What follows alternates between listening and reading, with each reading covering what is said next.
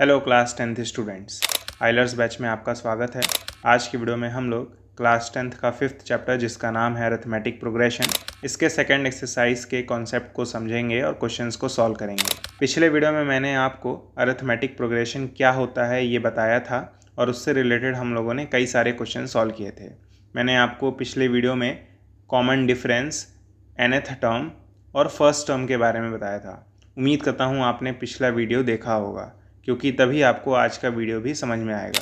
आज की वीडियो में हम लोग जनरल टर्म, मिडिल टर्म और लास्ट टर्म से रिलेटेड क्वेश्चंस को सॉल्व करेंगे।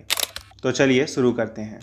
तो मैंने आपको पिछले वीडियो में बताया था कि अगर हमारे पास एक सीक्वेंस है, let's say A1, A2, A3, A4 and so on, तो ये सीक्वेंस जो है ये अरिथमेटिक प्रोग्रेशन तब कहलाता है जब इन दोनों के बीच का गैप इक्वल हो इन दोनों बीच के गैप के, या फिर इन दोनों के बीच के गैप के। कहने का मतलब ये है कि लेट्स से आपने A1 और A2 के बीच का गैप निकाला, वो आया D।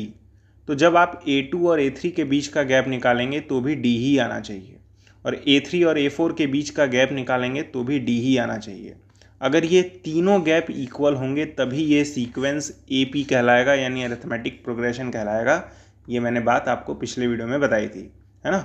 फिलहाल अगर ये AP है तो ये जो गैप है ना, जिसको हम लोग D कह रहे हैं प्यार से, ये कॉमन डिफरेंस कहलाता है। D को हम लोग क्या कहते हैं? कॉमन डिफरेंस, जिसे निकालने का फॉर्मूला होता है A2 माइनस A1, है ना। D को निकालने का फॉर्मूला क्या होता है? A2 माइनस A1, है ना। यानी A2 में से A1 माइनस कर देंगे तो D आ जाएगा। क्लियर है? इसे हम लोग फर्स्ट टर्म कहते हैं। A1 जो है, A1 को हम लोग फर्स्ट टर्म कहते हैं प्यार से। A1 को हम लोग क्या कहते हैं? फर्स्ट टर्म कहते हैं, जिसको कभी कभी हम लोग A से भी रिप्रेजेंट करते हैं, है ना।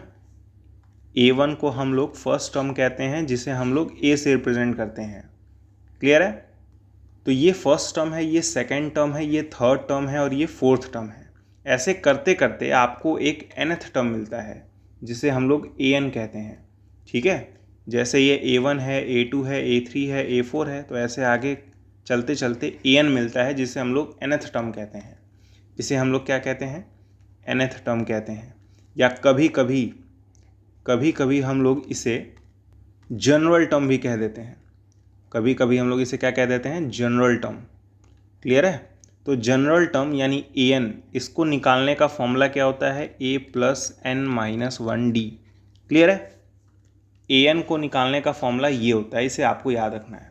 ठीक है, अगर इसी फॉर्मूले में n के जगह मैं 4 रख दूं तो देखिएगा क्या होगा। अगर मैं n के जगह 4 रख दूंगा तो ये हो जाएगा A4 बराबर A प्लस 4 माइनस 1D। सही बात है। अगर आप इस फॉर्मूले में n के जगह 4 रख देंगे तो A4 हो जाएगा। इस n की जगह भी 4 रखना होगा तो 4 माइनस 1D हो जाएगा, जिसे हम लोग कैलकुलेट कर सकते हैं। तो ये हो जाएगा A4 बराबर A प्लस 3D। इसका मतलब ये है कि जब आप इस n के जगह 4 रखेंगे तो आपको फोर्थ टर्म मिल जाएगा, जिसकी वैल्यू A प्लस 3D के इक्वल होगी, जहाँ पे A जो है वो फर्स्ट टर्म है, D जो है वो कॉमन डिफरेंस है। ठीक है, उसी तरह अगर आप n के जगह 10 रख दें तो देखिएगा क्या होगा। ये हो जाएगा A10 बराबर A प्लस ब्रैकेट में 10 माइनस 1D। ठीक है, that is A plus 9D। Clear है? तो A10 का फॉर्मूला, या कहें 10th टर्म का फॉर्मूला A प्लस 9D होगा।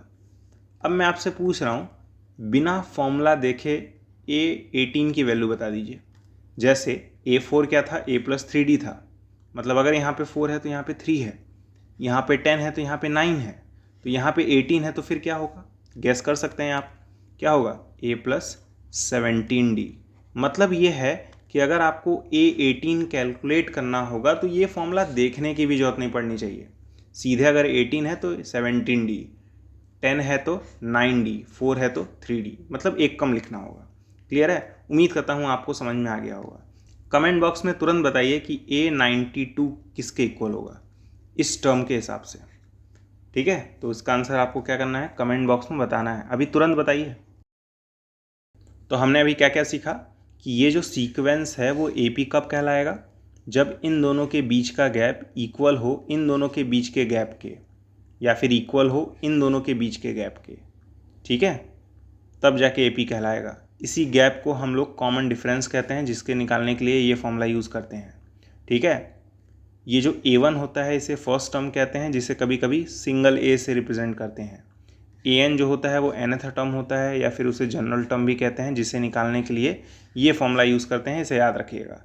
अब चलिए क्वेश्चन को सॉल्व करते हैं। तो देखिए क्वेश्चन नंबर 1 है, find 10th term of the AP। इसमें 5 पार्ट्स हैं टोटल, तो बारी बारी करके हम लोग पाँचों पार्ट्स को सॉल्व करेंगे, ठीक है। तो पहला पार्ट क्या है, पहला पार्ट है find 10th term of this AP। हमें क्या करना है, इस AP का 10th टर्म निकालना है। AP क्या है पहले ये बताइए। AP है आपका 1 4 7 10 डॉट डॉट डॉट, है ना। तो मैं आपसे पूछ रहा हूँ कि इन दोनों के बीच का गैप कितना है, तो आप कहेंगे 3 का गैप है। इन दोनों के बीच का गैप कितना है, तो आप कहेंगे 3 है। इन दोनों के बीच का गैप कितना है, तो आप कहेंगे 3 है। याद रखिएगा, गैप निकालने के लिए हमेशा सेकंड वाले में से फर्स्ट को माइनस करते हैं, सेकंड वाले में से फर्स्ट को माइनस करते हैं, सेकंड वाले में से फर्स्ट को माइनस करते हैं। ये मैं बार बार बताता हूँ, ठीक है। तो यही जो गैप है वो कॉमन डिफरेंस होता है, मैंने आपको बताया था। तो यानी D की वैल्यू डायरेक्ट दिख रही है 3, और ये जो होता है फर्स्ट टर्म होता है, यानी मैं कह सकता हूँ A की वैल्यू फिर क्या है, 1 है। निकालना क्या था हमें, 10th टर्म। 10th टर्म मतलब क्या होता है, A10 होता है ना, जिसका फॉर्मूला क्या हो जाएगा, A + 9D एग्जैक्टली। तो ये हो जाएगा A10 बराबर, A की वैल्यू हमें मालूम ही है जो कि है 3, बीच में लिखेंगे हम लोग प्लस, ये हो जाएगा 9 × D की वैल्यू हम लोग जानते हैं वो है, सॉरी A की वैल्यू 1 है, मैंने गलती से 3 लिख दिया था, D की वैल्यू 3 है। क्लियर है, हो जाता है गलती। तो ये जाएगा A10 बराबर 1 + 9 3 = 27, दैट इज़ A10 बराबर 28, ठीक है। क्लियर है, तो हमने 10th टर्म की वैल्यू को निकाल लिया है। उम्मीद करता हूँ आपको समझ में आया होगा। अब हम लोग सेकेंड पार्ट सॉल्व करेंगे। इसमें हमें 18th टर्म कैलकुलेट करना है इस AP का। तो मैं AP लिखता हूँ पहले। तो पार्ट B में AP क्या है, AP है आपका √2, 3√2, 5√2 एंड सो ऑन, ठीक है। क्लियर है, तो इतना तो पता है कि ये फर्स्ट टर्म है ना, क्या है, फर्स्ट टर्म है। तो मैं ऐसे कह सकता हूँ कि A की वैल्यू तो √2 हो गई। कॉमन डिफरेंस कैसे निकालें बताइए, मैंने फॉर्मूला बताया था, A2 माइनस क्या कर दें, A1 कर दें। तो A2 यानी सेकेंड टर्म, सेकेंड टर्म मतलब ये 3√2, तो यहाँ पे लिखेंगे 3√2 माइनस A1 मतलब फर्स्ट टर्म जो कि है √2, तो यहाँ पे लिख देंगे √2। अब दिक्कत ये आएगी कई लोगों को कि इसको इससे माइनस कैसे करें, सही बात है। तो एक चीज़ नोटिस करिए कि इस √2 के आगे कोई नंबर नहीं है, तो अपने मन से 1 एज्यूम कर सकते हैं। तो 3 में से 1 घटाएंगे तो कितना आ जाएगा, 2 आ जाएगा, और ये √2 एज इट इज़ रहेगा, तो आंसर आ जाएगा 2√2, ठीक है। तो कॉमन डिफरेंस क्या आ गया, 2√2 आ गया, ठीक है। हमें निकालना क्या था, हमें निकालना था 18th टर्म। 18th टर्म मतलब A18 निकालना है। तो इसका फॉर्मूला क्या हो जाएगा, A + 17D। तो A की वैल्यू क्या आई है, √2, बीच में प्लस 17 × D की वैल्यू क्या आई है, 2√2, ठीक है। तो ये हो जाएगा √2 + 17 2 ज़ा 14 होता है, सॉरी 34 होता है, तो ये जाएगा 34√2। इस √2 के आगे 1 है, 1 और 34 ऐड होंगे तो क्या हो जाएगा 35, और साथ में √2। क्लियर है कि नहीं बताइए। इतनी चीज़ें कैसे मैं ऐड कर रहा हूँ, कैसे सब्सट्रैक्ट कर रहा हूँ, ये सब चीज़ें समझ में आ रही हैं। तो हम लोगों ने क्या किया, 18th टर्म को इस फॉर्मूले के मदद से कैलकुलेट कर लिया, है ना। और ये फॉर्मूला याद हो गया होगा, अगर यहाँ पे 18 है तो 17 लिखना है ना। अब देखिए थर्ड पार्ट में हमें nth टर्म कैलकुलेट करना है ना। और हमारे पास AP क्या है, ये है, तो एक बार AP लिख लेते हैं, कोई दिक्कत नहीं है। थर्ड वाले पार्ट में AP है 13 8 3 -2 डॉट डॉट डॉट, ठीक है। अब मैं आपसे पूछ रहा हूँ कि बताइए इन दोनों के बीच का गैप कितना है। तो कई लोग कहेंगे ना 5 का गैप है, जो कि रॉन्ग है। इन दोनों के बीच में -5 का गैप है, इन दोनों के बीच में भी -5 का गैप है, इन दोनों के बीच में भी -5 का गैप है। पिछले वीडियो में मैंने बताया था कैसे कैसे है, हम लोग हमेशा सेकंड वाले में से फर्स्ट को माइनस करते हैं, यानी 8 में से 13 को माइनस करते हैं तो -5 आएगा। ध्यान दीजिएगा ये सब बातें, नहीं तो फिर दिक्कत हो जाएगी। तो मैं ऐसे कह सकता हूँ यही जो गैप है वो कॉमन डिफरेंस होता है, तो कॉमन डिफरेंस क्या हो जाएगा, -5 हो जाएगा। ठीक है, और ये क्या होता है, फर्स्ट टर्म होता है, तो फर्स्ट टर्म यानी ए, जो कि हो जाएगा 13। निकालना क्या था, लेकिन निकालना था nth टर्म, है ना, सही बात है। तो nth टर्म मतलब क्या होता है, an होता है, अभी मैंने बताया था। an फॉर्मूला क्या होता है, a + n - 1 d होता है। ठीक है, तो a की वैल्यू क्या है, 13 है, बीच में plus, n - 1 as it is लिखेंगे, d की वैल्यू क्या है, -5 है। ठीक है, तो देखिएगा कैसे करेंगे, 13 -5 पहले n में मल्टीप्लाई होगा तो -5n हो जाएगा, -5 जब -1 में मल्टीप्लाई होगा तो +5 हो जाएगा, 13 और 5 ऐड होंगे तो 18 हो जाएंगे, और साथ में -5n। यही हमारा आंसर है, यही हमारा क्या है, आंसर है। क्लियर है कि नहीं। तो जब भी nth टर्म पूछेगा तो उसके आंसर में n जरूर होगा। जब भी आपसे nth टर्म पूछेगा ना, तो उस nth टर्म के आंसर में n जरूर होगा, और है भी, देख लीजिए। ठीक है, तो ये जो थर्ड वाला है ये इम्पॉर्टेंट है। अब हम लोग फोर्थ वाला सॉल्व करेंगे। तो फोर्थ पार्ट में 11th टर्म निकालना है इस AP का। ठीक है, तो फोर्थ वाले में AP क्या है, फोर्थ वाले में AP है आपका 10, 10.5, 11.0, 11.5 ... अब देखिए आपका इतना कैलकुलेशन तो अच्छा होगा ही कि इन दोनों के बीच में आप गैप बता ले आएंगे जो कि है 0.5 का, है ना। या फिर नहीं आ रहा है तो इसमें इसको माइनस कर दीजिए तो भी आपका जाएगा। तो यहाँ से मैं ये कह सकता हूँ कि कॉमन डिफरेंस यही है 0.5। फर्स्ट टर्म यानी ए क्या है, फर्स्ट टर्म ए मतलब 10। निकालना क्या है, निकालना है 11th टर्म मतलब A11 निकालना है। तो A11 निकालने का फॉर्मूला सब कोई जानता है, A + 10d, है ना। तो A11 = A के जगह हम लोग 10 रख देंगे, बीच में प्लस, फिर 10 × d के जगह हम लोग 0.5 रख देंगे, नहीं तो ये हो जाएगा 10 + 10 को जब 0.5 में मल्टीप्लाई करेंगे तो 5 आ जाएगा, जिसका आंसर 15 होगा। ठीक है, तो 11th टर्म जो है वो इस AP का 15 होगा। क्लियर है कि नहीं, बताइए। अब हम लोग फिफ्थ पार्ट सॉल्व करेंगे जिसमें 11th टर्म फिर से निकालना है, लेकिन इस AP का निकालना है जो कि फ्रैक्शन में है। कई लोगों का दिमाग ख़राब हो गया होगा फ्रैक्शन देख के, मुझे मालूम है। तो E वाले पार्ट में 3/4 दिया है, कॉमा 1 दिया है, फिर 5/4 दिया है, फिर 3/2 दिया है, ... ठीक है, क्वेश्चन में ऑलरेडी बता दिया है कि ये AP है, चेक करने की जरूरत नहीं है। ठीक है, तो बताइए इन दोनों के बीच का गैप क्या होगा, उसे हम लोग कॉमन डिफरेंस कहते हैं, जिसको निकालने का फॉर्मूला A2 - A1 होता है। नहीं, A2 की वैल्यू क्या है बताइए, ये गलती से मिट गया। A2 की वैल्यू है 1, तो 1, ठीक है, बीच में माइनस, बीच में माइनस, A1 मतलब है 3/4, A1 की जगह के लिख देंगे 3/4। ठीक है, तो ये हो जाएगा 4 - 3/4 दैट इज़ 1/4। ठीक है, यानी कॉमन डिफरेंस 1/4 का है। ठीक है, कॉमन डिफरेंस यानी D किसका है, 1/4 का है। फर्स्ट टर्म यानी A, इसकी वैल्यू क्या है, फर्स्ट टर्म है आपका 3/4। क्लियर है, तो यहाँ पे लिख देंगे 3/4।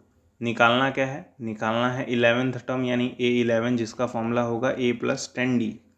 ठीक है, तो A की वैल्यू 3/4 है, बीच में प्लस, 10 × D की वैल्यू है 1/4। अब देखिए कई लोगों का मन कर रहा होगा इस 10 को और इस 4 को कट कर दें, बिल्कुल मत कटिएगा। देखिए बता रहा हूँ क्यों। ये हो जाएगा 3/4 प्लस 10 जो है इस 1 में मल्टीप्लाई कर दीजिए तो हो जाएगा 10/4। अब ऐसा करने का फ़ायदा ये होगा कि इन दोनों को डायरेक्ट ऐड कर सकते हैं क्योंकि डिनोमिनेटर सेम है। तो 3 और 10 डायरेक्ट ऐड करेंगे तो 13 हो जाएगा और नीचे 4 आ जाएगा। यही फ़ायदा है कि अगर आप इस 10 और इस 4 को कैंसिल ना करें, तो कैंसिल कर देते तो नीचे 2 आ जाता, फिर एलसीएम लेके ऐड करना पड़ता। कट नहीं किया, उससे फ़ायदा क्या हुआ, यहाँ पे भी 4 और यहाँ पे भी 4, और ऐड करने में आसानी हो गई। तो 11th टर्म क्या आ गया, 13/4 आ गया। ठीक है, तो पांचों पार्ट को मैंने सॉल्व करा दिया है। उम्मीद करता हूँ समझ में आ गया होगा। समझ में आ गया है तो लाइक कर दीजिए वीडियो को। ठीक है, अब देखिए आपको मैं एक होमवर्क दे रहा हूँ।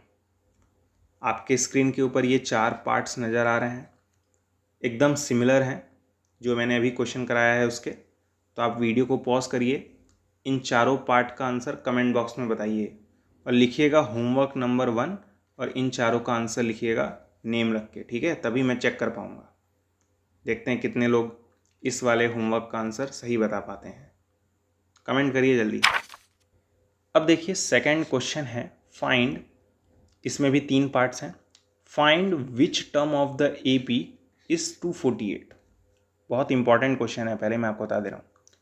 फर्स्ट पार्ट क्या है, हमें एक AP दिया है 3, 8, 13 डॉट डॉट डॉट, पूछ रहा है कितने टर्म के बाद 248 आ जाएगा। जैसे ये फर्स्ट टर्म है, ये सेकंड टर्म है, ये थर्ड टर्म है, तो ऐसे आगे बढ़ते बढ़ते कितने टर्म के बाद 248 आ जाएगा। तो मैं मान ले रहा हूँ कि यहाँ पे कहीं होगा 248, ठीक है? जैसे ये 3 है, ये 8 है, ये 13 है, तो कहीं ना कहीं 248 तो आएगा ही। तो मैंने मान लिया कि यहाँ पे आ रहा है, कुछ देर बाद आ रहा है, ठीक है? तो आप इतना तो जानते हैं कि ये क्या है, A1 है, ये A2 है, ये A3 है। इसी को हम लोग AN मान लेंगे, ठीक है? इसी को हम लोग AN मान लेंगे। क्लियर है? अब देखिएगा, मैं ऐसा कह सकता हूँ कि हमें AN की वैल्यू दी हुई है, थोड़ा सा नीचे लिखते हैं, हमें AN की वैल्यू दी हुई है 248, सही बात है। इन दोनों के बीच का गैप कितने का है, 5 का है, ये भी आपको समझ में आ रहा होगा। इन दोनों के बीच का गैप कितना है, 5 है, ठीक है? तो मैं ऐसा कह सकता हूँ कॉमन डिफरेंस 5 है। फर्स्ट टर्म कितना है, 3 है, इसमें तो कोई डाउट ही नहीं होना चाहिए। फर्स्ट टर्म क्या है, 3 है। अब देखिएगा बहुत ध्यान से, मैं AN का फॉर्मूला लगाऊंगा जो कि होता है A + n-1 D। AN की जगह हम लोग क्या लिखेंगे, 248 लिख देंगे, बराबर A की जगह हम लोग 3 लिख देंगे, बीच में प्लस n-1 D की जगह 5 लिख देंगे। ये जो 3 है वो इस साइड आएगा तो क्या हो जाएगा, माइनस में आ जाएगा। तो 248 - 3 बराबर n-1 × 5। ये माइनस करेंगे तो 245 आ जाएगा, इज इक्वल्स टू n-1 × 5। ये जो 5 है उधर जाके डिवाइड में आ जाएगा, तो ये हो जाएगा 245 / 5 इज इक्वल्स टू n-1। 5 से ये 4 और 9 बार में कट जाएगा, तो हमारा आंसर आ जाएगा 49 बराबर n-1। ये -1 इस साइड आएगा तो प्लस हो जाएगा, तो 49 + 1 बराबर n हो जाएगा। तो मैं ऐसा कह सकता हूँ कि n की वैल्यू क्या होगी, 50 होगी। इसका मतलब ये है ऐसे 50 टर्म के बाद 248 आएगा। यही पूछ भी रहा था, कितने टर्म के बाद 248 आएगा, तो 50 टर्म के बाद 248 आएगा। क्लियर है? जैसे ये फर्स्ट टर्म है, ये सेकंड टर्म है, ये थर्ड टर्म है, तो ये वाला कौन सा टर्म होगा, 50th टर्म होगा। ये कौन सा टर्म होगा, 50th टर्म। उम्मीद करता हूँ आपको समझ में आ गया होगा। अब देखिए सेकंड वाले पार्ट में भी वही पूछा है, कौन सा टर्म इस AP का 0 हो जाएगा, ठीक है?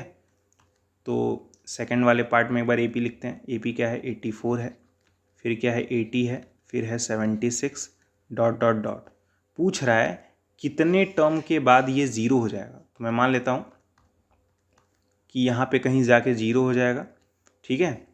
तो लॉजिकली ये फर्स्ट टर्म होना चाहिए, ये सेकंड टर्म, ये थर्ड टर्म, और इसको मान लेंगे nth टर्म, ठीक है? nth टर्म बहुत इंपॉर्टेंट होता है। ये फर्स्ट टर्म, ये सेकंड टर्म, ये थर्ड टर्म, और ये मान लेंगे nth टर्म है, कहीं ना कहीं जाके 0 हो रहा है, ठीक है? तो इसका मतलब ये है कि हमें nth टर्म यानी AN पता है जिसकी वैल्यू है 0। AN हमें पता चल गया है 0। इन दोनों के बीच का गैप कितना है बताइए। अब यहाँ पे लोग नहीं बता पाएंगे। इन दोनों के बीच का गैप 4 नहीं है, -4 है। इन दोनों के बीच का गैप -4 है। बता देता हूँ कैसे, नहीं तो कई लोग परेशान होंगे। D का फॉर्मूला क्या होता है, A2 - A1 होता है ना। A2 की वैल्यू कितनी है, 80 है, माइनस A1 की वैल्यू है 84। माइनस करेंगे तो -4 ही तो आएगा। इसी को ही तो गैप कहते हैं, क्योंकि आया भी है -4, है ना। तो यही कई लोग गलती करते हैं, यहाँ पे 4 लिख देते हैं, फिर कांड हो जाता है, ठीक है। फर्स्ट टर्म तो दिख ही रहा होगा अगर आपके आंखें सही सलामत है। फर्स्ट टर्म 84 है, ठीक है।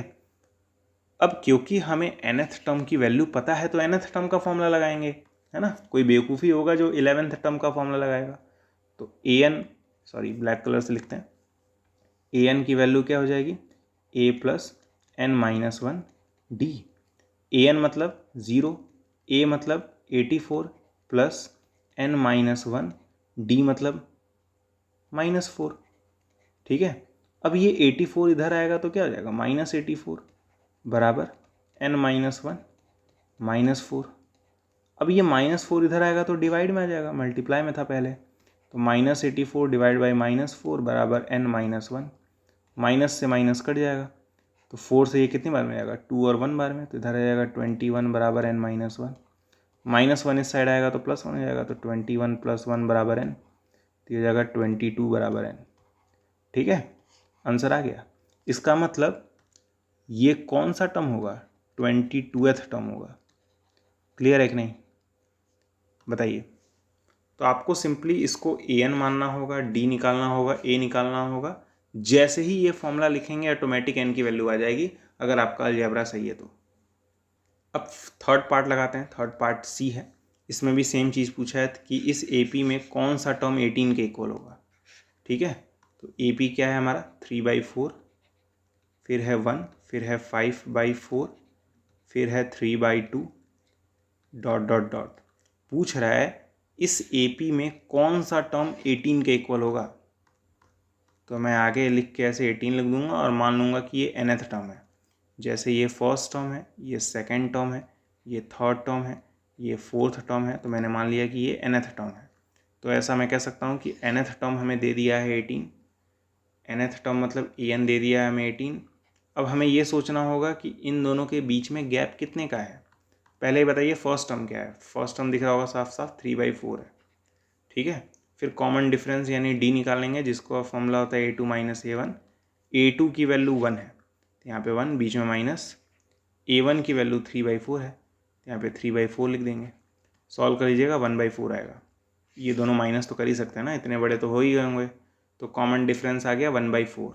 फिर तुरंत हमें जानना है कि an की वैल्यू दी हुई है, तो an का फॉर्मूला लगा देंगे। an का फॉर्मूला क्या होता है, a + n - 1 d। तो an की जगह क्या लिखेंगे, 18 बराबर a की जगह हम लोग लिखेंगे 3/4 प्लस n - 1, d की जगह लिखेंगे 1/4। ठीक है, तो ये जो n - 1 है वो 1 में मल्टीप्लाई हो जाएगा, तो ये जाएगा 18 = 3 प्लस, या ऐसे लिख दीजिए, डायरेक्ट लिख दीजिए 3 + n - 1 डिवाइड बाई 4। ठीक है, अरे भाई यहाँ पे भी 4 है, यहाँ पे भी 4 है, इसका मतलब 3 और n - 1 डायरेक्ट ऐड हो जाएंगे। ठीक है, तो ये जाएगा 18 = 3 में से 1 जाएगा तो 2 हो जाएगा, तो ये जाएगा 2 + n/4। ये 4 18 में जाके मल्टीप्लाई हो जाएगा, तो 18 4 × 72 होता है, बराबर 2 + n। ये 2 इधर जाएगा तो माइनस हो जाएगा, तो 72 - 2 बराबर n। तो यहाँ से n की वैल्यू आ जाएगी 70। 70 टर्म के बाद, या कहें 70th टर्म होगा ये, 70th टर्म। ठीक है, ये कौन सा टर्म होगा, 70th टर्म होगा। उम्मीद करता हूँ आपको समझ में आया होगा। अब आपके लिए एक होमवर्क है, एकदम सिमिलर है। इस एपी का पता करना है कि कौन सा टर्म 254 होगा। ठीक है, तो ऐसे टोटल 3 पार्ट्स हैं, तीनों पार्ट का आंसर आप लोग कमेंट बॉक्स में अभी के अभी बताइए और लिखिएगा होमवर्क नंबर 2। ठीक है, तभी मैं चेक कर पाऊँगा। अब देखिए थर्ड क्वेश्चन है, इज 68 और टर्म ऑफ द एपी। बहुत ध्यान से समझिएगा। जैसे ये हमें एपी दिया है, ठीक है, मैं फर्स्ट पार्ट लिख रहा हूँ, हमें एपी क्या दिया है, 7 10 13 ... तो कह रहा है इस एपी में कभी 68 आएगा क्या। मान लेते हैं आएगा, तो यहाँ पे मैं लिख दे रहा हूँ 68। पूछ रहा है कि 68 क्या इस एपी में आएगा, तो पहले मान लेंगे कि चलिए मान लेते हैं आ रहा है। अगर आ रहा है तो ये लॉजिकली फर्स्ट टर्म होना चाहिए, ये सेकंड टर्म होना चाहिए, ये थर्ड टर्म होना चाहिए, और ये nth टर्म होना चाहिए। सही बात है। तो ऐसा मैं कह सकता हूँ कि हमें nth टर्म दिया है, यानी an दिया है, an की वैल्यू क्या हो गई, 68 हो गई। इन दोनों के बीच का डिफरेंस 3 का है, तो मैं ऐसा कह सकता हूँ कॉमन डिफरेंस भी हमें दिया है 3। और फर्स्ट टर्म तो दिख ही रहा होगा, फर्स्ट टर्म क्या है, 7 है। ठीक है, तो an की वैल्यू क्या होती है, an की वैल्यू होती है a + n - 1d। तो ए एन की जगह क्या लिख देंगे 68 लिख देंगे, इज इक्वल्स टू ए की जगह क्या लिख देंगे 7, बीच में प्लस n-1, डी की जगह लिख देंगे 3। ठीक है, तो ये 7 इधर जाएगा तो ये जाएगा 68 माइनस 7 बराबर n-1 मल्टीप्लाई बाई 3। तो 68 में से जब 7 घटाएंगे तो ये 61 हो जाएगा बराबर n-1 इंटू 3। ठीक है, तो ये जब 3 इधर जाएगा तो क्या हो जाएगा 61/3 बराबर n-1। 61/3 आप लोग सॉल्व कर लीजिएगा, आपका आंसर आएगा 20.33 इज इक्वल्स टू n-1।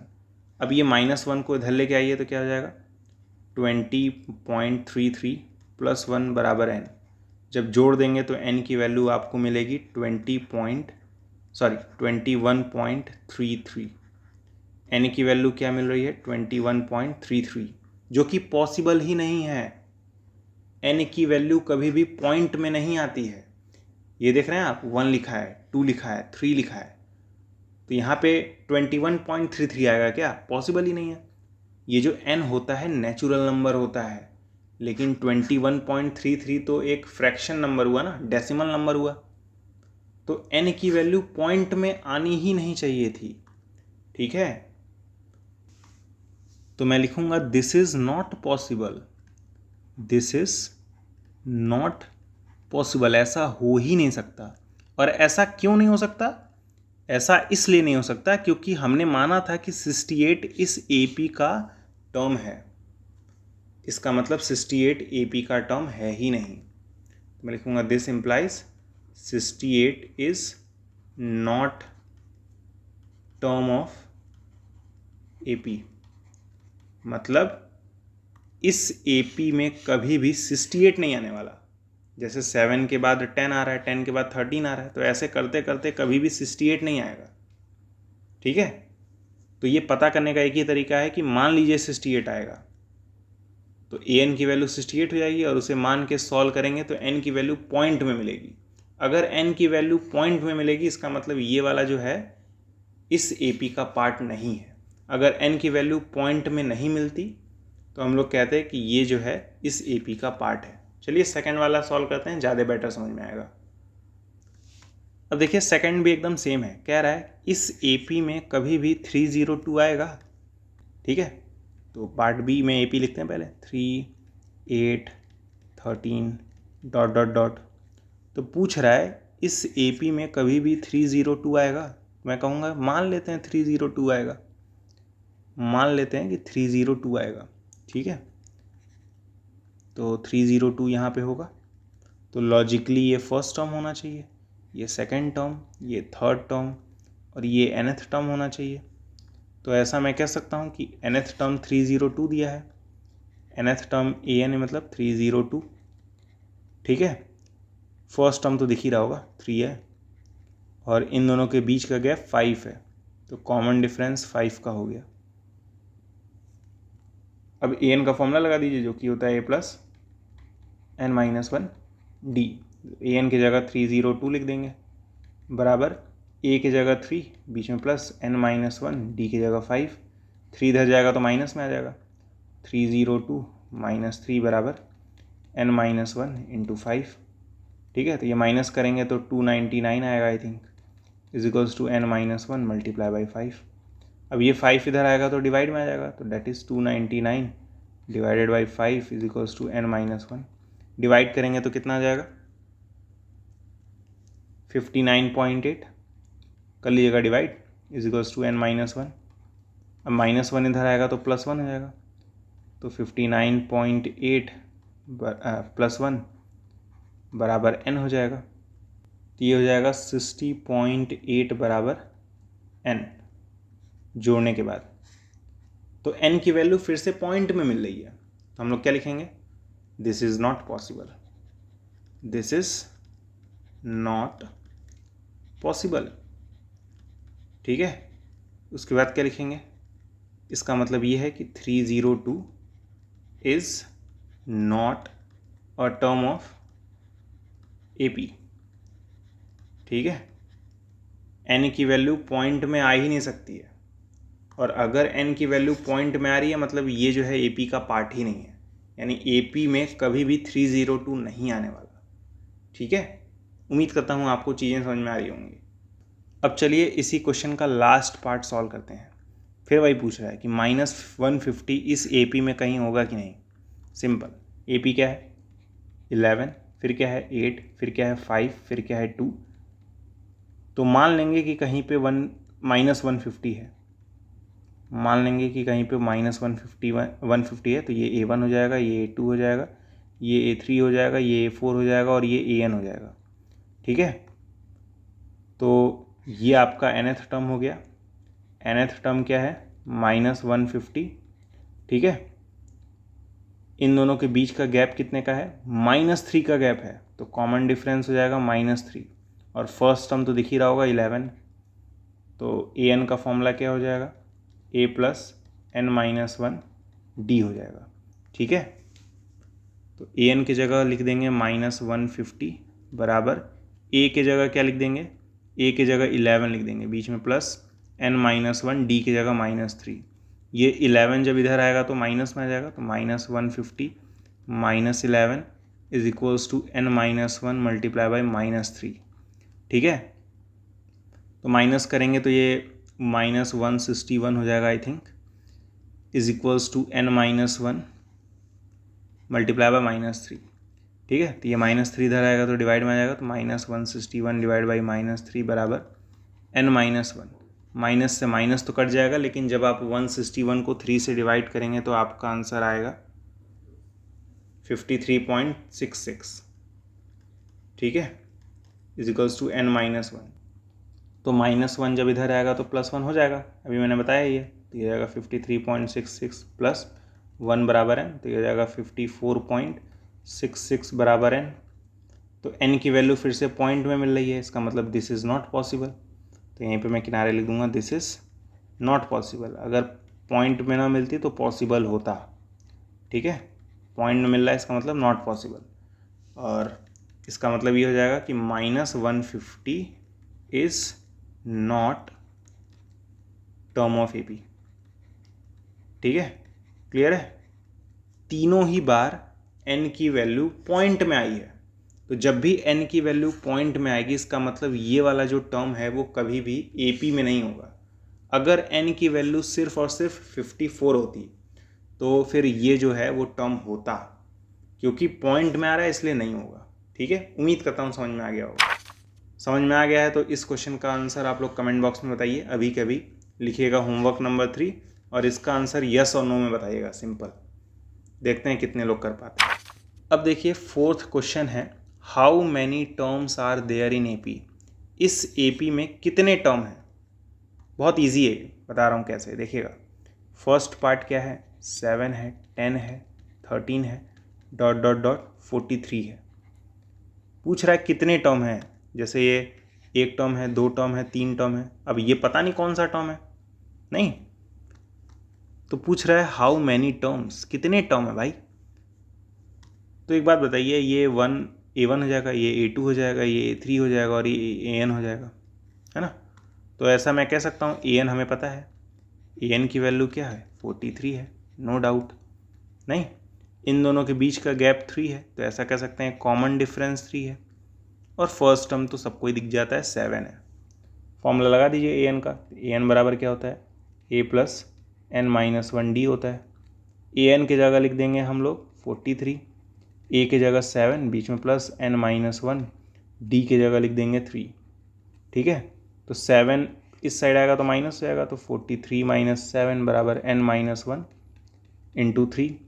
43 में से 7 घटाएंगे तो कितना आएगा 36 आ जाएगा, तो ये जाएगा n-1 मल्टीप्लाई बाई 3। ये 3 इधर आएगा तो डिवाइड में आ जाएगा, तो ये जाएगा 36 डिवाइड बाई 3 बराबर n-1। 3 से ये 12 बार में कट जाएगा, तो इधर हो जाएगा 12 बराबर n-1। -1 इधर आएगा तो +1 हो जाएगा, तो 12 + 1 बराबर n हो जाएगा। तो n की वैल्यू क्या आ जाएगी 13 आ जाएगी। ठीक है, इसका मतलब ये कौन सा टर्म है 13th टर्म है, 13th टर्म। इसका मतलब इस AP के अंदर टोटल 13 टर्म है। सही बात है, अगर इतने की बात करता तो 3 टर्म होते, यहाँ तक बात कर रहा है तो मतलब टोटल कितने टर्म्स हैं, 13 टर्म है। 13वां टर्म ये है, पहला टर्म ये है, दूसरा टर्म ये है, तीसरा टर्म ये है। टोटल टर्म्स कितने हैं, काउंटिंग पूछ रहा है, तो आंसर होगा 13। ठीक है, उम्मीद करता हूँ समझ में आ गया होगा। चलिए सेकंड पार्ट सॉल्व करते हैं। अब देखिए सेकंड पार्ट में फिर भाई हमें पता करना है इस एपी में कितने टर्म होंगे। एपी है क्या लेकिन, -1, -5/6, -2/3, -1/2, ... 10/3। दिमाग ख़राब हो गया होगा फ्रैक्शन को देख के, मुझे मालूम है। ठीक है, तो फिलहाल ये फर्स्ट टर्म है, ये सेकंड टर्म है, ये थर्ड टर्म है, ये फोर्थ टर्म है और ये nth टर्म है। सही बात है। तो ऐसा मैं कह सकता हूँ कि हमें nth टर्म तो पता ही है, तो मैं nth टर्म तो लिख दूँ। nth टर्म क्या हो जाएगा, 10/3 हो जाएगा। हमें ये भी तो पता है फर्स्ट टर्म क्या है। फर्स्ट टर्म यानी ए की वैल्यू हमें पता है -1, तो इसकी जगह -1 रख देंगे। कॉमन डिफरेंस निकालने का फॉर्मूला A2 - A1 यूज़ कर लेंगे, क्योंकि डायरेक्ट इन दोनों के बीच में आप कॉमन डिफरेंस तो निकाल ही नहीं पाएंगे। A2 की वैल्यू क्या है, ध्यान से देखिए, -5/6 है, तो मैं लिखूंगा -5/6। बीच में साइन माइनस का है तो माइनस का साइन भी लगा देंगे ऐसे प्यार से। ठीक है, A1 की वैल्यू -1 है तो यहाँ पे लिखेंगे -1। ये दो माइनस मिलके प्लस हो जाएंगे तो ये जाएगा -5/6 +1। सॉल्व कर लीजिएगा, 1/6 आंसर आएगा।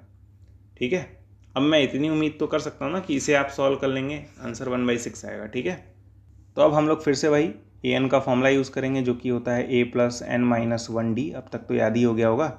an की जगह क्या लिखेंगे, 10/3 बराबर a की जगह लिखेंगे -1, बीच में प्लस n - 1, d की जगह लिखेंगे 1/6।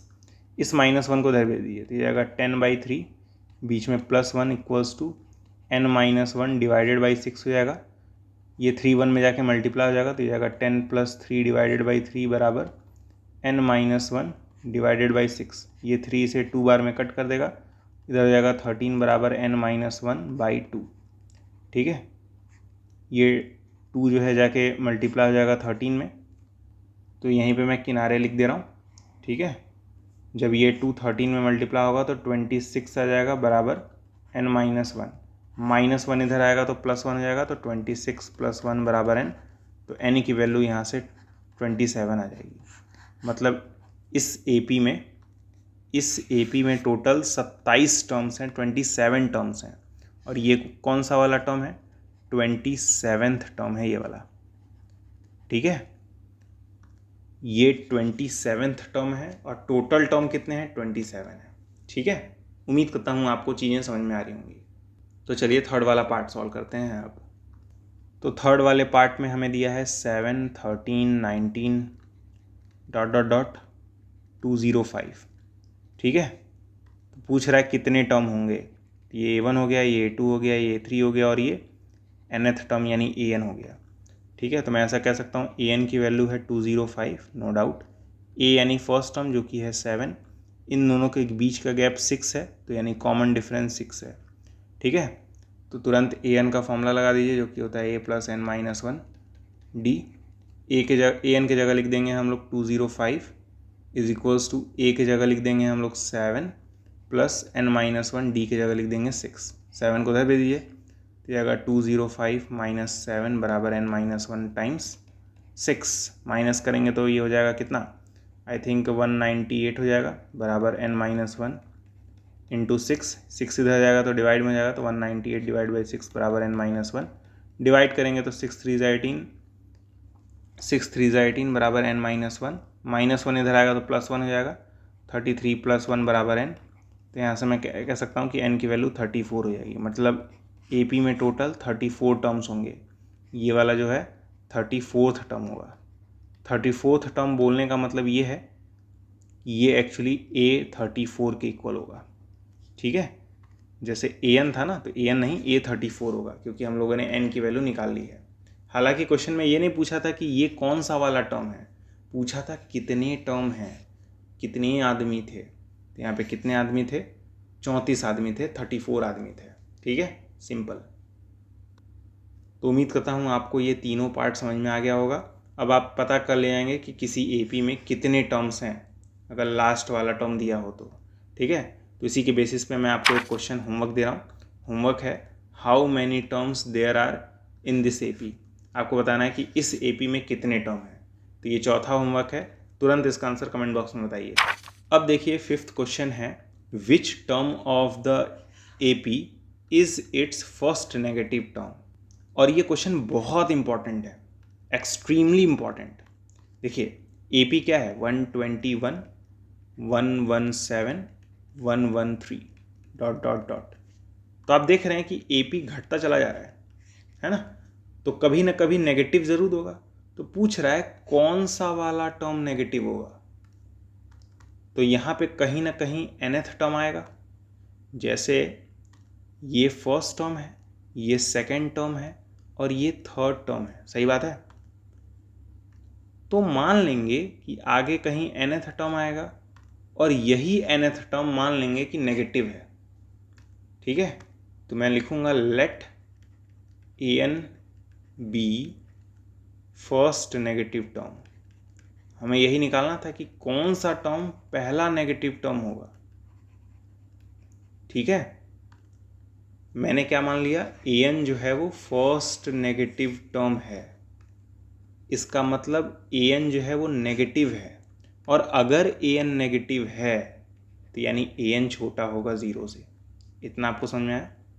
अगर an नेगेटिव है तो an फिर ज़ीरो से छोटा होना चाहिए।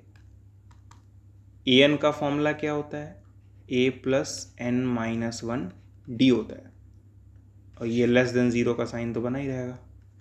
क्या ये आपको बातें समझ में आ रही हैं? मैंने क्या किया, मैंने मान लिया इस AP में पहला नेगेटिव टर्म an होगा। मैंने क्या मान लिया, इस AP में पहला नेगेटिव टर्म an होगा। तो इसका मतलब an जीरो से छोटा होगा, तभी तो नेगेटिव होगा। an का फॉर्मूला ये होता है। अब आप इस AP को देख के फर्स्ट टर्म तो बता ही सकते हैं क्या होगा। फर्स्ट टर्म तो 121 है, तो a की जगह हम लोग क्या लिख देंगे, 121, बीच में प्लस n माइनस वन। मुझे देख के ये बताइए इन दोनों के बीच में डिफरेंस कितने का है। इन दोनों के बीच का डिफरेंस है -4, है ना। इन दोनों के बीच का डिफरेंस -4 है। दिक्कत हो रही है तो a2 माइनस a1 करके निकाल लीजिए, यानी d की वैल्यू क्या है, -4 है। क्लियर है कि नहीं। तो यहाँ पे लिख देंगे -4 लेस देन ज़ीरो। -4 को n मल्टीप्लाई कर दीजिए तो ये जाएगा 121 -4n।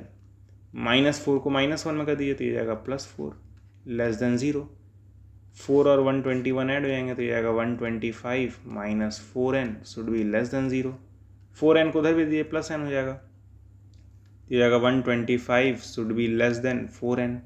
ये 4 इधर आएगा तो डिवाइड में आ जाएगा, तो ये हो जाएगा 125/4 ग्रेटर देन n। ठीक है, तो इसको सॉल्व करेंगे कितना आएगा, 4 3 जा 12, 4 1 जा 4, 0.25 लेस देन n। ठीक है, अब कई लोग कह रहे होंगे n की वैल्यू 31.25 आ रही है, तो n की वैल्यू पॉइंट में नहीं आनी चाहिए थी, ये क्या हो गया। इस लाइन को देख के कौन ये बोल रहा है कि n की वैल्यू 31.25 के इक्वल है। क्या यहाँ पे बीच में इक्वल का साइन है क्या, बीच में लेस देन का साइन है। ठीक है, इसको सही से लिखते हैं, इसको ऐसे लिख सकते हैं क्या, n ग्रेटर देन 31.5 लिख सकते हैं नहीं, बताइए। देखिए ये जो साइन है इसका बड़ा वाला मुंह n की तरफ है, तो मैंने इस n को पहले लिखा और साइन को इस तरीके से बनाया कि जो बड़ा वाला मुंह है वो n की तरफ है, और इस वाले नंबर को यहाँ पे लिख दिया। ठीक है, तो हमें मिल रहा है ये, और ये कह रहा है कि n की वैल्यू 31.25 से बड़ी है। n की वैल्यू 31.25 से बड़ी है, तो n तो एक नेचुरल नंबर होता है, पॉइंट में हो ही नहीं सकता, तो फिर n की वैल्यू 32 होनी चाहिए। क्लियर है कि नहीं, बताइए। इस लाइन से ये नहीं बोल सकते कि n की वैल्यू 31.25 के इक्वल है, क्योंकि बीच में इक्वल का साइन नहीं है। ये लाइन कह रही है कि n की वैल्यू 31.25 से बड़ी है, तो n की वैल्यू फिर 32 होनी चाहिए, क्योंकि n हमेशा नेचुरल नंबर होता है। तो 32वां टर्म पहला नेगेटिव टर्म होगा। A32 is first negative term, first negative term, first negative term की वैल्यू भी निकाल लिया जाए। A32 किसके इक्वल होता है? A+31D के, है ना। तो A की वैल्यू तो 121 है, बीच में +31 मल्टीप्लाई बाई D की वैल्यू है -4, तो ये हो जाएगा 121 माइनस 124 जो कि हो जाएगा -3। तो आप देख रहे हैं 32वां टर्म क्या आ रहा है? -3 आ रहा है। तो ये फर्स्ट टर्म, ये सेकंड टर्म, ये थर्ड टर्म है, तो 32वां टर्म क्या होगा? -3 होगा, और ये सबसे पहला नेगेटिव टर्म होगा। इसके बाद और भी टर्म होंगे जो नेगेटिव होंगे, लेकिन ये वाला टर्म पहला नेगेटिव टर्म होगा। तो ध्यान ये दीजिएगा कि जब भी पूछे कौन सा टर्म इस AP का फर्स्ट नेगेटिव टर्म होगा, तो आपको मानना होगा AN जो है वो फर्स्ट नेगेटिव टर्म है, और नेगेटिव होने का मतलब है AN 0 से छोटा होगा। जैसे ही आप एक बार ये लिख देंगे कि AN 0 से छोटा है, क्वेश्चन ऑटोमेटिकली सॉल्व हो जाएगा। जब आप AN की वैल्यू रखेंगे ऑटोमेटिकली सॉल्व हो जाएगा, यकीन मानिए। बस आपको याद रखना है कि फर्स्ट नेगेटिव टर्म में मान लेना है कि AN फर्स्ट नेगेटिव टर्म है, तो अगर नेगेटिव होगा तो AN 0 से छोटा होगा, सिंपल। इस क्वेश्चन को बहुत लाइटली मत लीजिएगा, बहुत इंपॉर्टेंट क्वेश्चन है, बहुत हाई चांस है कि ये क्वेश्चन एग्जाम में आ जाए, पहले बता दे रहा हूँ। चलिए इसी टाइप का एक और क्वेश्चन करते हैं। तो देखिए क्वेश्चन नंबर 6 है, which term of the AP is it's first positive term. पिछली बार पूछा था कि AP का पहला नेगेटिव टर्म कौन होगा, इस बार पूछ रहा है इस AP का पहला पॉजिटिव टर्म क्या होगा। एक बार AP लिखते हैं। AP है आपका -40, -37, -34, -31 डॉट डॉट डॉट। तो आप देख रहे हैं कि AP जो है वो बढ़ता जा रहा है, -40 के बाद -37 आ गया, बढ़ गया, ठीक है। और वैसे भी इन दोनों के बीच का गैप कितना है? 3 का है। दिक्कत हो रहा है तो इसको इससे माइनस कर दीजिए, ठीक है।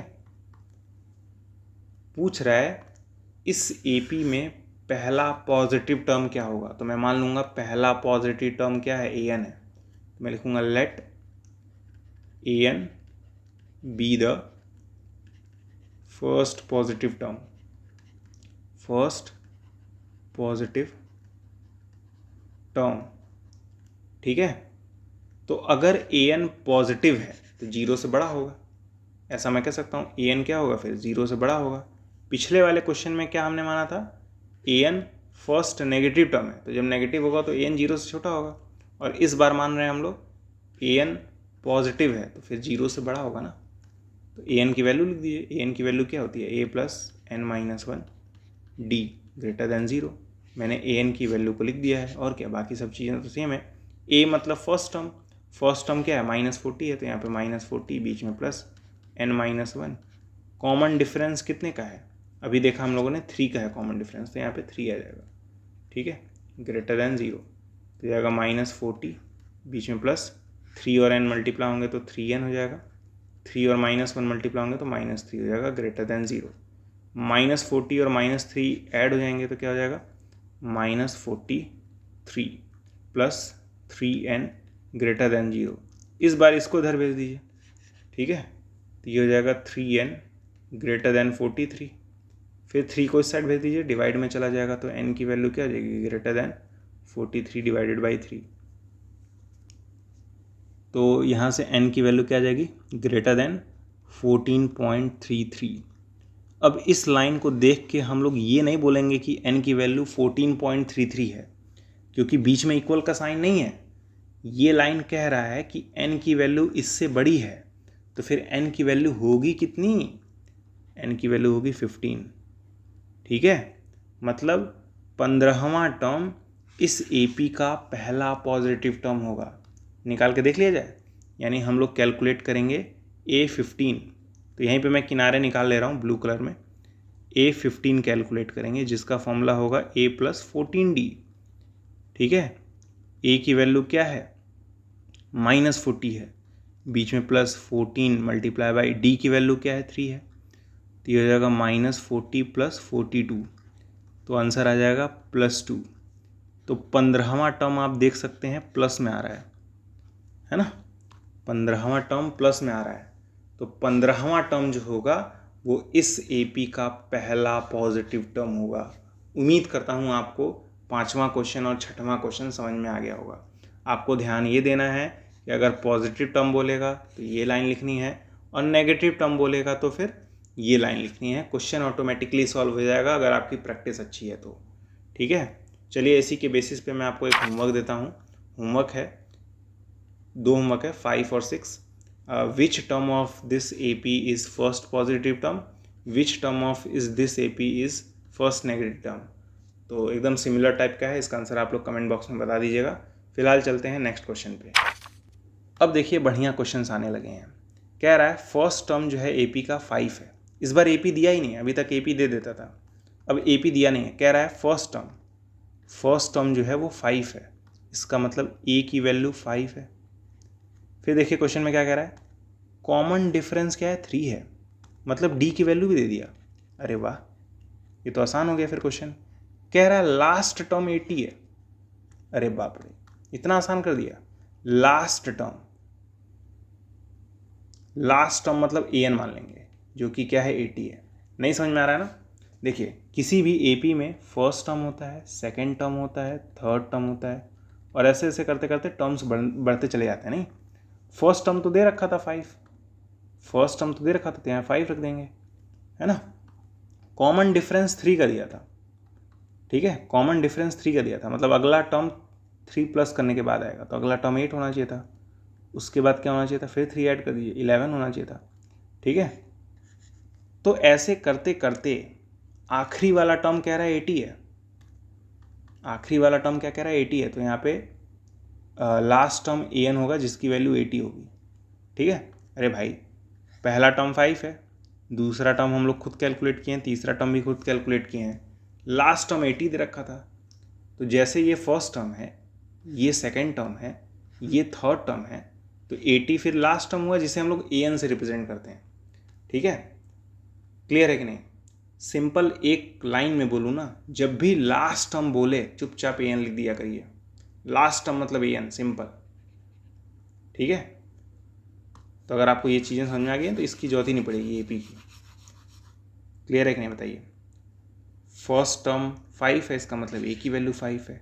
कॉमन डिफरेंस 3 है, मतलब D की वैल्यू 3 है। लास्ट टर्म 80 है, तो लास्ट टर्म मतलब AN समझना है, उसकी वैल्यू 80 है। ठीक है, क्वेश्चन में पूछ रहा है कितने टर्म होंगे, नंबर ऑफ टर्म्स पूछ रहा है, कितने टर्म होंगे। तो क्या दिक्कत ये है, AN इक्वल्स टू क्या होता है, A प्लस N-1 D होता है।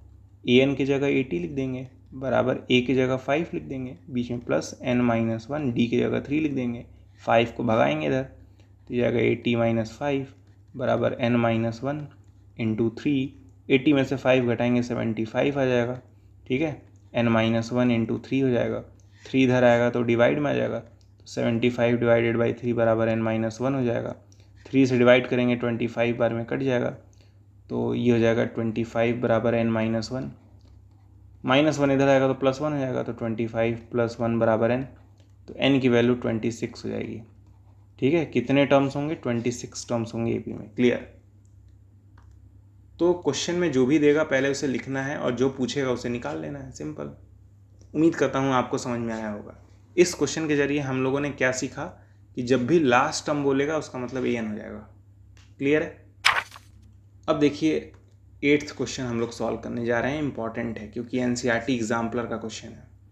क्वेश्चन में क्या रहा है, 26th टर्म और 11th टर्म और लास्ट टर्म 0, 3 और -1/5 है। कह रहा है कॉमन डिफरेंस बताइए और कितने टर्म है ये भी बताइए।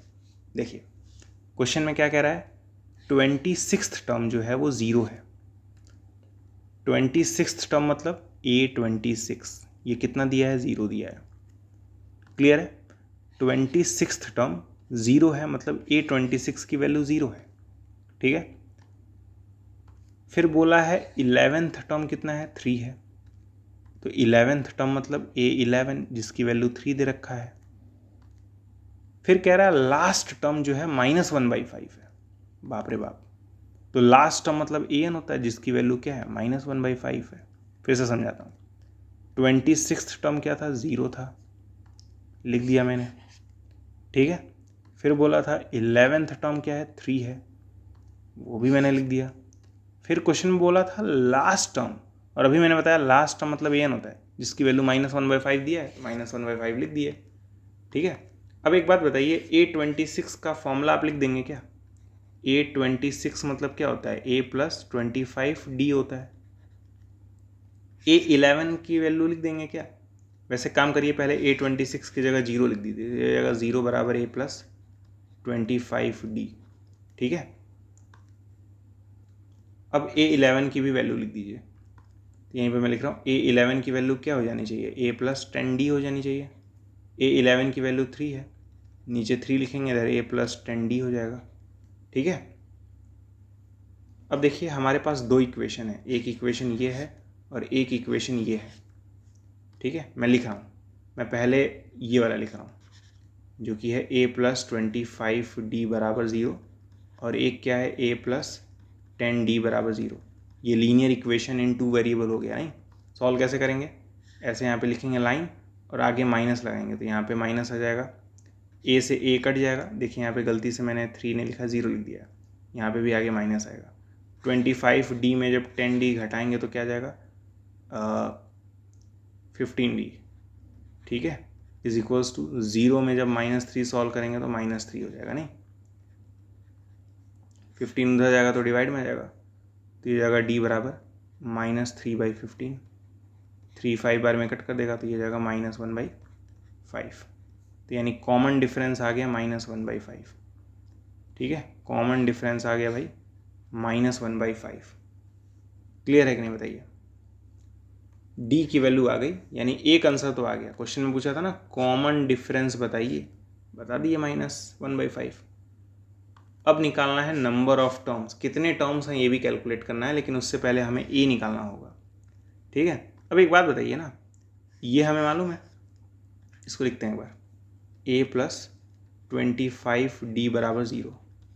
तो A + 25D की वैल्यू हमें मालूम चल चुकी है, -1/5 = 0। तो ये 5 से 5 बार में कट कर देगा तो A - 5 = 0 हो जाएगा। -5 को उधर भेजेंगे तो +5 हो जाएगा, तो यहाँ से A की वैल्यू क्या आ जाएगी? 5 हो जाएगी। ठीक है, तो हमें फर्स्ट टर्म भी मालूम चल चुका है, कितना है? 5 है। अगले पेज पे चलते हैं। फिलहाल हमें क्या क्या मालूम चल चुका है? देखिए, फर्स्ट टर्म यानी A मालूम चल चुका है 5, कॉमन डिफरेंस यानी D मालूम चल चुका है -1/5। हमें AN भी दिया था, AN कितना दिया था बताइए? AN हमें दिया था -1/5। ओली शिट, तो AN भी हमें क्या दिया है? -1/5 ही दिया है। ठीक है, तो AN का फॉर्मूला तो हम लोग जनबे करते हैं, A + n - 1D। AN की जगह लिखेंगे -1/5 बराबर A की जगह लिखेंगे 5, बीच में +n - 1D, यानी कॉमन डिफरेंस क्या हो जाएगा? -1/5। ठीक है, तो इस 5 को उधर भेज दीजिए पहले, तो -1/5 -5 हो जाएगा = n - 1 × -1/5। ठीक है, तो ये हो जाएगा -1 - 25 / 5 बराबर n - 1 × -1/5। तो ये जाएगा -26/5 बराबर n - 1 × -1/5। ये 5 से 5 कट जाएगा तो -26 बराबर -1 जब n में मल्टीप्लाई होगा तो -n हो जाएगा, -1 जब -1 में मल्टीप्लाई होगा तो +1 हो जाएगा। इस +1 को उधर भेज दीजिए, तो -26 - 1 बराबर -n हो जाएगा, तो -27 बराबर -n हो जाएगा। माइनस से माइनस कैंसिल हो जाएगा, तो n की वैल्यू आ जाएगी 27। यानी AP में कितने टर्म्स हैं? 27 टर्म्स हैं। ठीक है, तो हम लोगों ने नंबर ऑफ टर्म्स भी कैलकुलेट कर लिया है। फिर से बताता हूँ, हमें 26 टर्म दिया था, 11th टर्म दिया था और लास्ट टर्म दिया था। ठीक है, तो A26 का ये फॉर्मूला होगा। A26 की जगह मैंने वैल्यू को रख दिया तो हमें पहला इक्वेशन मिल गया। ठीक है, हमें A11 का फॉर्मूला मालूम है, A11 की वैल्यू 3 थी, तो हमें एक और इक्वेशन मिल गया। अब देखिए हमारे पास दो इक्वेशन है, एक इक्वेशन ये है और एक इक्वेशन ये है, तो दोनों को मैंने ऐसे लिखा और इन दोनों लीनियर इक्वेशन से मैंने D की और A की वैल्यू को निकाल लिया, जो कि आपने चैप्टर नंबर 3 में सीखा था।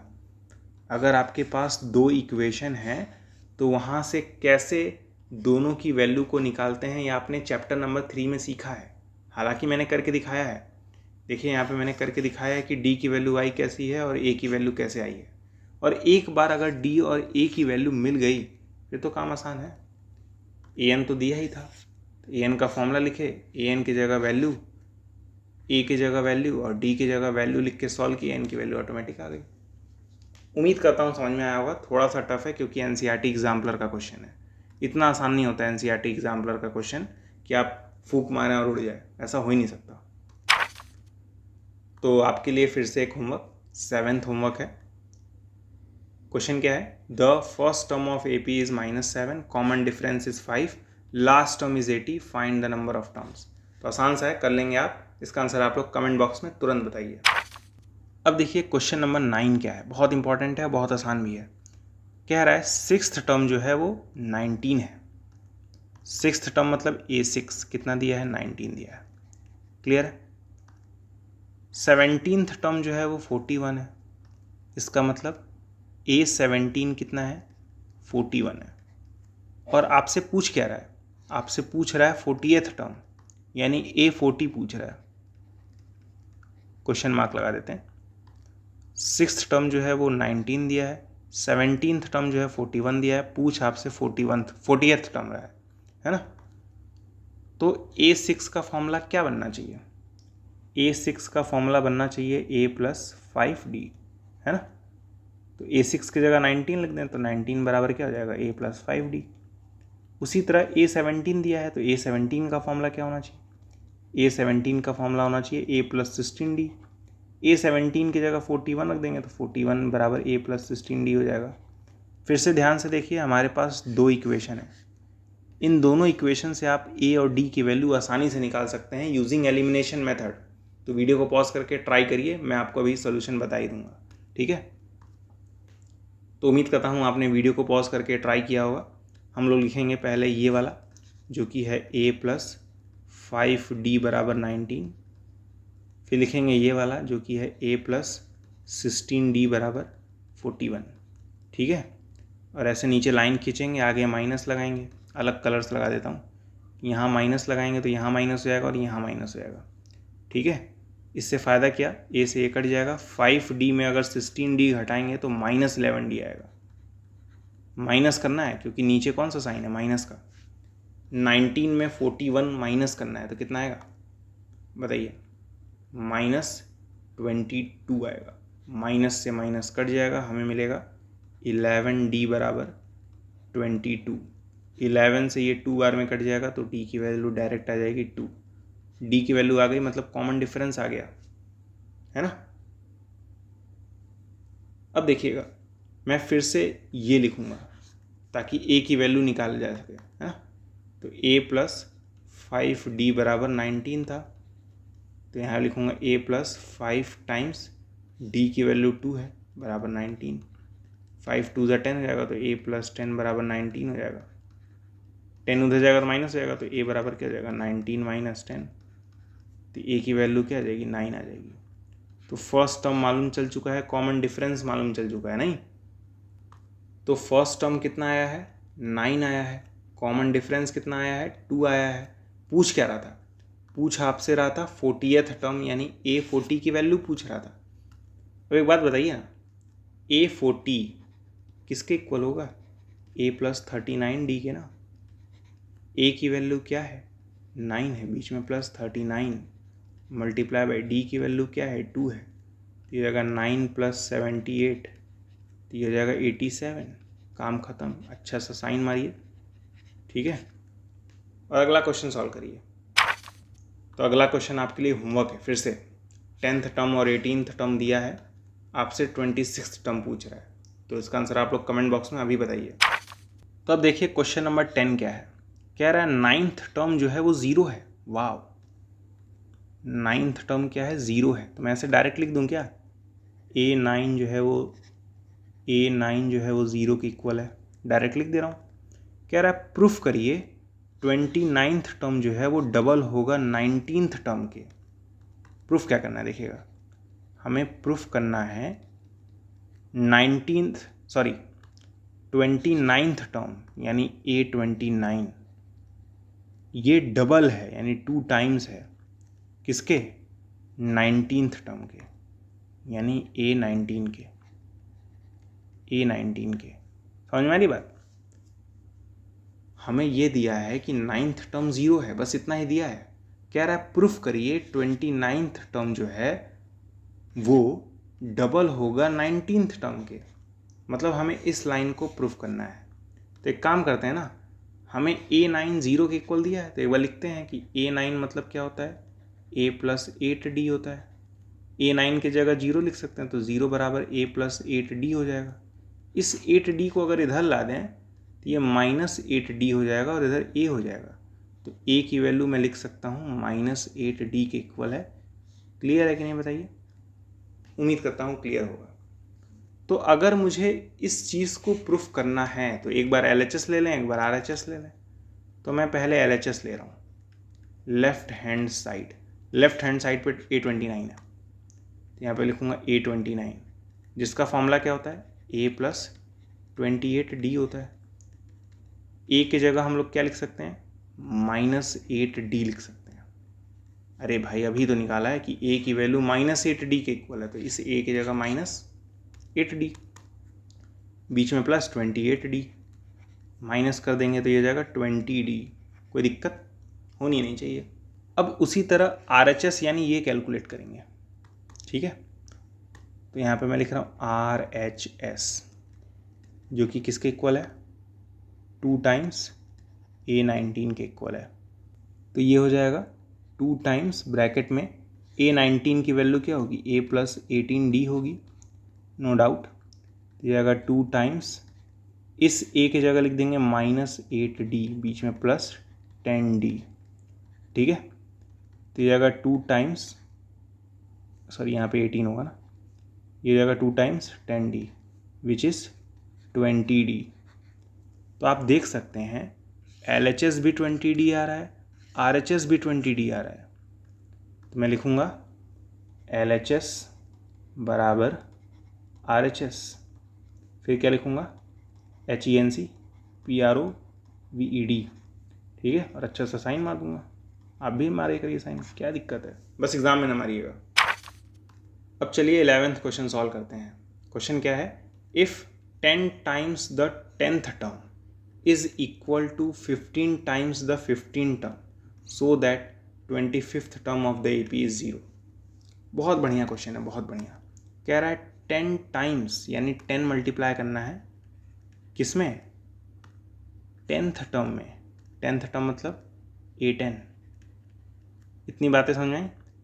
10 टाइम्स यानी 10 मल्टीप्लाई बाई 10th टर्म यानी A10, ठीक है। फिर देखिए क्या लिखा है, इज इक्वल, मतलब चिल्ला चिल्ला के बोला कि बीच में इक्वल का साइन लगा दीजिए।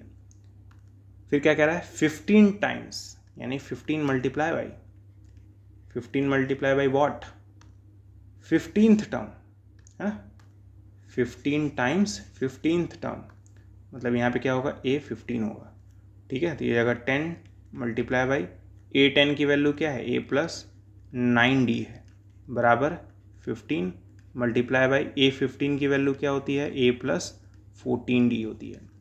10 अगर A में मल्टीप्लाई कर दें तो क्या हो जाएगा, 10A हो जाएगा, और क्या, बीच में प्लस 10 9 में मल्टीप्लाई कर दें तो क्या हो जाएगा, 90D हो जाएगा, बराबर 15 को अगर A में मल्टीप्लाई कर दें तो क्या हो जाएगा, 15A हो जाएगा, बीच में प्लस 15 को अगर 14 में मल्टीप्लाई कर दें तो कितना हो जाएगा, 210D हो जाएगा।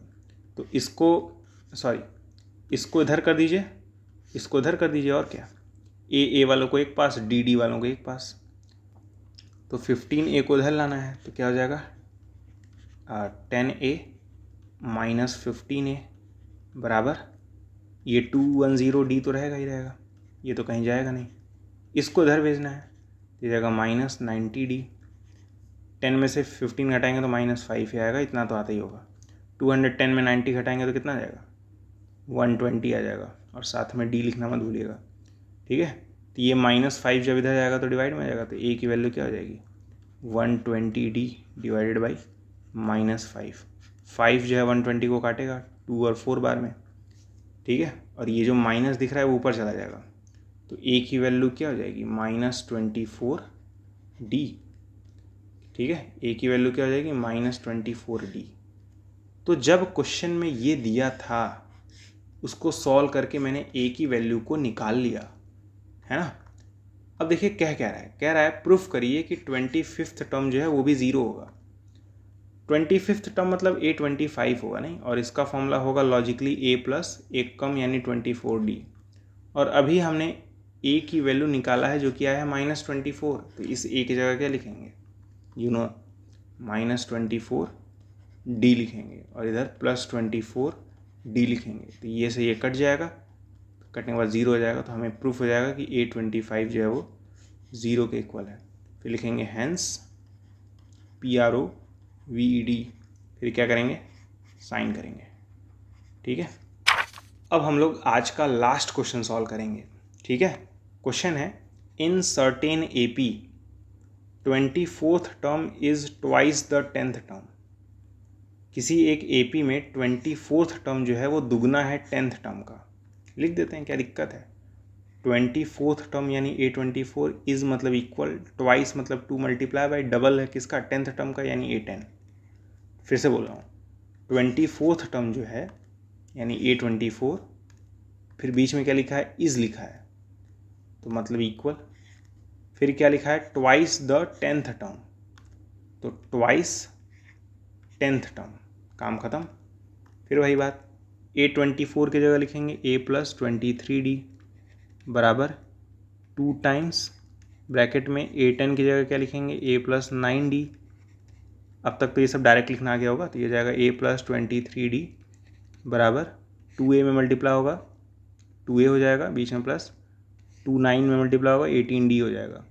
अब देखिएगा क्या करिए, इस A को उधर भेजिएगा और इस 18D को उधर भेजिएगा। ठीक है, तो 23D ये जब इधर आएगा तो -18D हो जाएगा बराबर 2A, ये जो A है उधर आएगा तो -A हो जाएगा। फ़ायदा देखिएगा क्या होगा, माइनस करेंगे 5D हो जाएगा और इधर A हो जाएगा, तो A की वैल्यू क्या हो गई, 5D के इक्वल हो गई। क्लियर है। प्रूफ क्या करना है, कह रहा है प्रूफ करिए कि जो 72th टर्म है वो ट्वाइस है 34th टर्म के। प्रूफ क्या करना है, मैं लिख रहा हूँ टू प्रूफ करना है कि जो 72th टर्म है यानी A72 वो इक्वल है ट्वाइस द 34th टर्म यानी 2 टाइम्स A24। फिर से बोल रहा हूँ, प्रूफ क्या करना है, 72th टर्म जो है इज मतलब इक्वल ट्वाइस यानी 2 गुना 34th टर्म यानी A34। तो LHS लेंगे यहाँ पे, LHS क्या है, A72 है, तो ये जाएगा A प्लस 71D, A की जगह लिख देंगे 5D प्लस 71D, तो ये जाएगा 76D। LHS हो गया। अब नाउ हम लोग RHS कैलकुलेट करेंगे जो कि है 2 टाइम्स A34, तो ये जाएगा 2 टाइम्स, ब्रैकेट में A34 की वैल्यू A प्लस 33D होगी और क्या, तो ये जाएगा 2A प्लस, या काम करते हैं A की वैल्यू लिख देते हैं, तो 2A की जगह लिख दीजिए 5D प्लस 33D, तो ये जाएगा 2 टाइम्स 5 और 33 ऐड करेंगे तो ये जाएगा 38D, मल्टीप्लाई करेंगे तो ये जाएगा 76D। तो आप देख सकते हैं LHS भी वही आ रहा है, RHS भी वही आ रहा है, तो LHS बराबर RHS हैंस प्रूफ्ड। तो LHS बराबर RHS, ये लिखने में बड़ा मज़ा आता है, उसके बाद ये लिखने में तो और भी मज़ा आता है, हैंस प्रूफ्ड सबको ही आता होगा, है ना। फिर तुरंत साइन मार दीजिएगा करिए, बस एग्ज़ाम में मारिएगा, बोर्ड एग्ज़ाम में।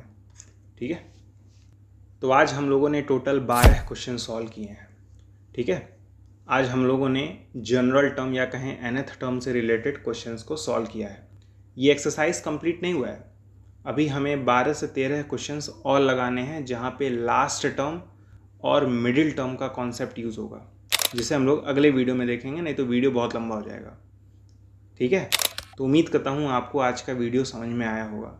मैंने कई सारे क्वेश्चंस आपको होमवर्क दिए हैं, एक क्वेश्चन और मैं होमवर्क दे रहा हूँ, आपके स्क्रीन के ऊपर नज़र आ रहा होगा, इसका आंसर आप लोग कमेंट बॉक्स में ज़रूर बताइएगा। ठीक है, और अगर आपको वीडियो समझ में आया है तो वीडियो को लाइक करना मत भूलिएगा, चैनल को सब्सक्राइब भी कर दीजिएगा और अपने दोस्तों को भी ये वाला वीडियो शेयर कर दीजिएगा। मिलेंगे अगले वीडियो में जो कि सेकंड पार्ट होगा इसी एक्सरसाइज का। तब तक के लिए गुड बाय।